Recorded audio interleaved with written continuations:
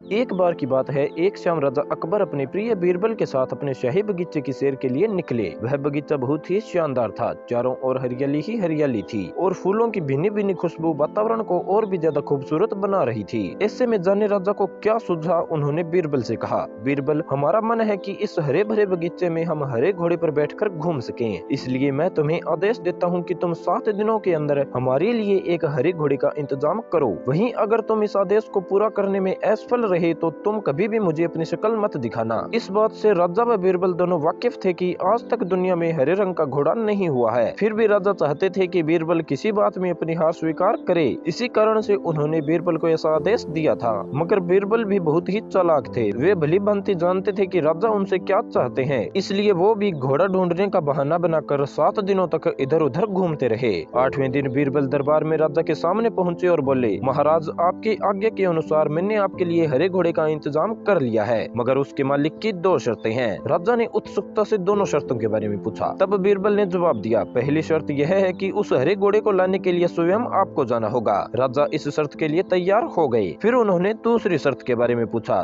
तब बीरबल ने कहा, घोड़े के मालिक की दूसरी शर्त यह है कि आपको घोड़ा लेने जाने के लिए सप्ताह के 7 दिनों के अलावा कोई और दिन चुनना होगा। यह सुन राजा हैरानी से बीरबल की ओर देखने लगे। तब बीरबल ने बड़ी सहजता से जवाब दिया, महाराज, घोड़े का मालिक कहता है कि हरे रंग के खास घोड़े को लाने के लिए उसकी यह खास शर्तें तो माननी होंगी। राजा अकबर बीरबल की यह चतुराई भरी बात सुनकर काफी खुश हो गए और मान गए कि बीरबल से उनकी हार मनवाना वाकई में बहुत ही ज्यादा मुश्किल काम है। ये कहानी हमें सिखाती है कि सही सूझबूझ और समझदारी के साथ नामुमकिन लगने वाले कामों को भी बड़ी ही आसानी से किया जा सकता है।